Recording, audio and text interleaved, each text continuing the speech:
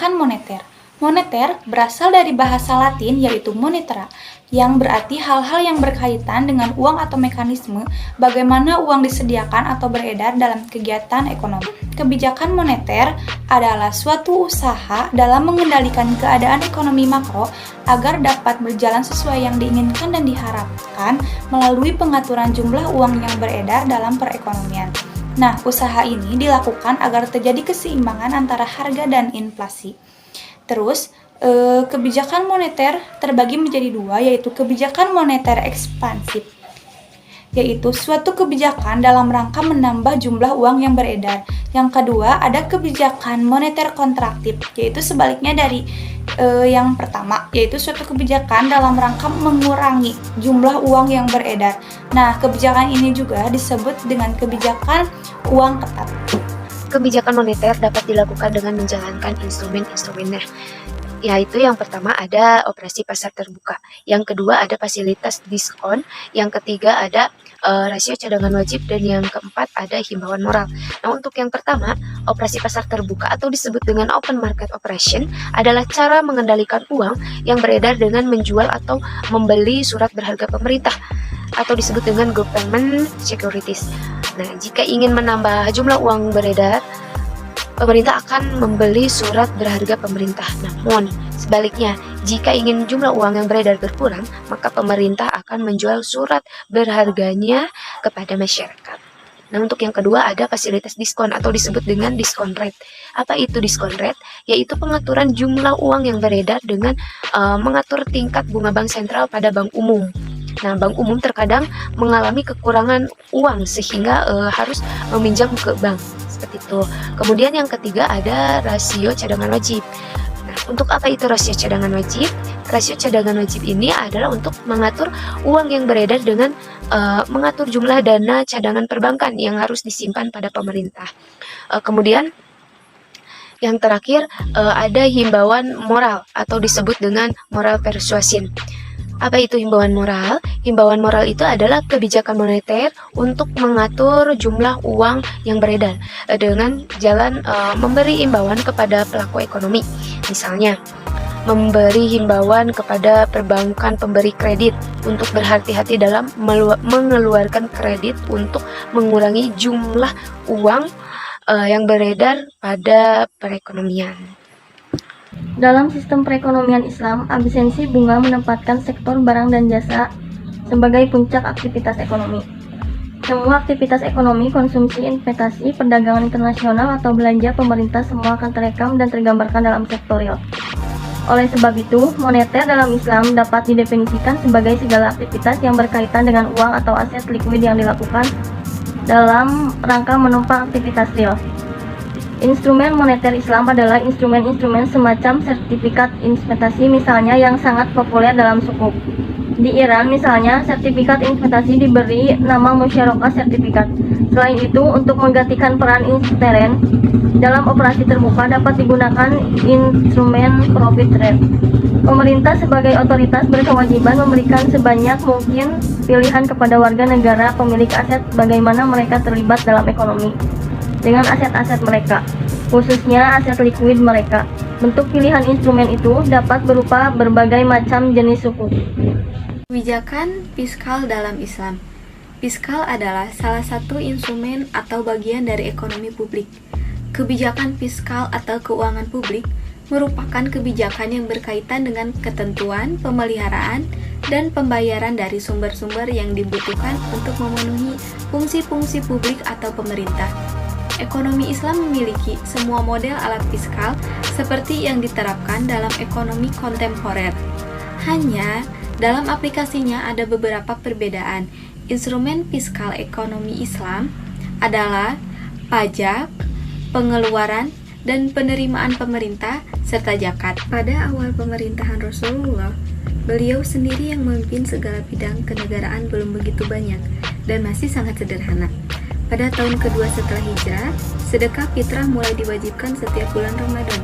Sedekah yang disebut zakat mulai diwajibkannya pembayaran zakat ini, maka mulai dipikirkan pegawai pengelolanya. Instrumen fiskal yang digunakan dalam ekonomi Islam. Yang pertama yaitu zakat. Dari segi bahasa, zakat mempunyai beberapa arti, yaitu al-barakatu, keberkahan, al-nama, pertumbuhan dan perkembangan. Di dalam Al-Quran, sangat banyak yang menyejajarkan kewajiban sholat dengan kewajiban zakat dalam berbagai bentuk harta. Orang-orang yang menumpuk harta seperti emas, perak, dan lainnya, serta tidak mengeluarkan zakatnya, maka hartanya kelak di hari akhir akan berubah menjadi azab baginya. Zakat akan mendorong pembangunan ekonomi karena menjalankan harta yang didiamkan, distribusi pendapatan bagi kaum kaya dan kaum miskin, serta akan meningkatkan permintaan agregat dalam skala ekonomi makro. Salah satu sebab belum berfungsinya zakat sebagai instrumen pemerataan dan belum terkumpulnya zakat secara optimal di lembaga-lembaga pengumpulan zakat, karena pengetahuan masyarakat terhadap harta yang wajib dikeluarkan zakatnya masih terbatas pada sumber-sumber konvensional yang secara jelas dinyatakan dalam Al-Quran dan hadis. Kemudian materi yang keenam adalah pajak.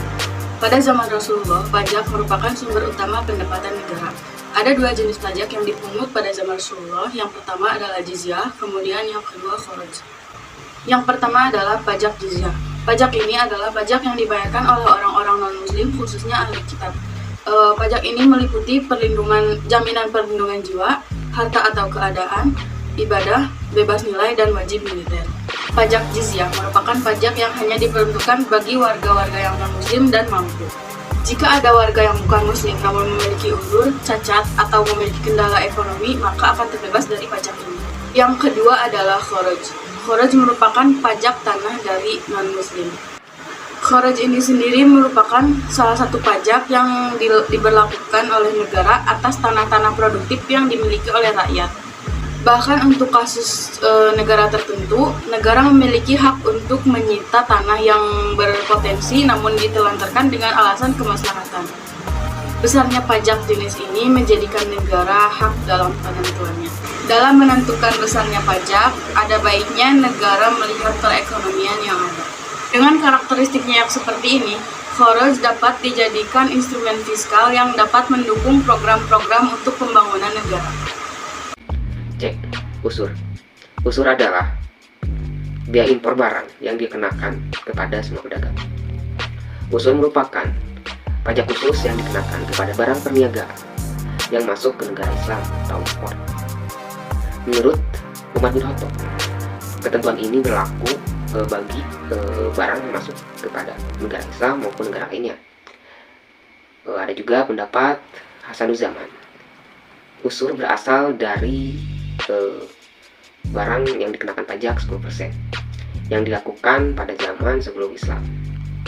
Ada hadis Nabi Muhammad SAW mengatakan bahwa ketentuan usur tidak berlaku, yang mana ketentuan usur digantikan dengan metode zakat. Ketentuan ini juga hanya berlaku atau hanya digunakan oleh kafir harbi, yang mana kafir harbi adalah orang-orang yang membenci atau memerangi Islam. Untuk selanjutnya yaitu yang ketiga, infak, sedekah, dan wakaf. Infak, sedekah, dan wakaf merupakan pemberian sukarela rakyat kepada negara atau kepada umat yang hanya mengharapkan ridho Allah Subhanahu wa Ta'ala. Infak, sedekah, dan wakaf dapat dimanfaatkan oleh negara untuk melakukan beberapa pembangunan atau proyek-proyek pembangunan negara atau fasilitas lainnya. Instrumen fiskal selanjutnya ada ghanimah. Ghanimah merupakan pendapatan negara yang didapat dari kemenangan perang. Penggunaan uang yang berasal dari ghanimah ini ada ketentuannya dalam Al-Quran. Distribusi ghanimah 4/5-nya diberikan pada prajurit yang bertempur, sementara 1/5-nya adalah khums.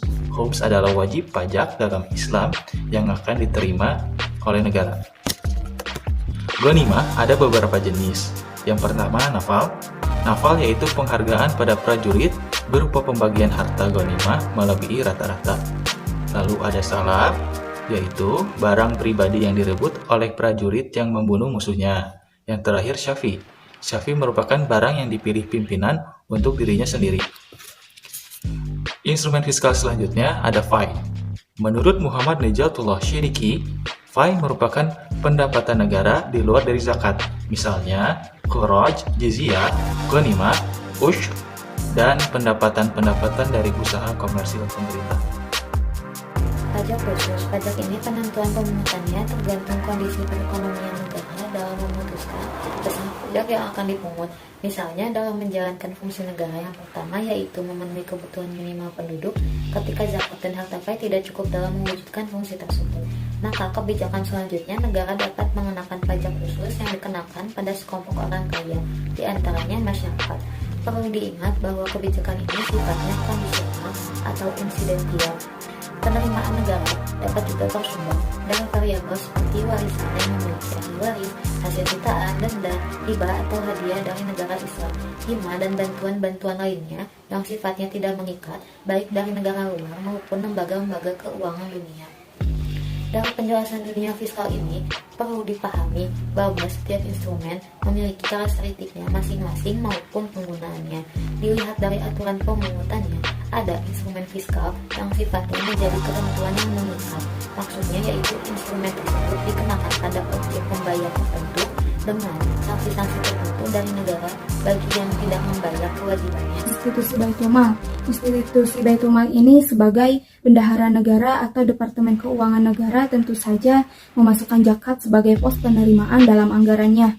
Keberadaan Baitul Mal ini tentu saja merupakan representasi dari Amil sebagai pengelola zakat.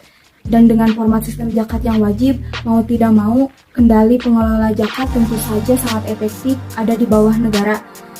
Ada beberapa alasan negara institusi Baitul Mal sangat dibutuhkan dalam mekanisme zakat ini. Yang pertama, dilihat dari mekanisme zakat institusi Baitul Mal merupakan konsekuensi dari eksistensi pengakuan pemungut atau pengelola zakat. Terus yang kedua, faktor kebutuhan penanggung jawab yang profesionalitas dari pengelola serta distribusi dana zakat. Terus yang ketiga, negara memerlukan institusi profesional dari sistematis dalam menjalankan fungsi negara sebagai penjamin kesejahteraan warganya menggunakan instrumen fiskal, terutama zakat.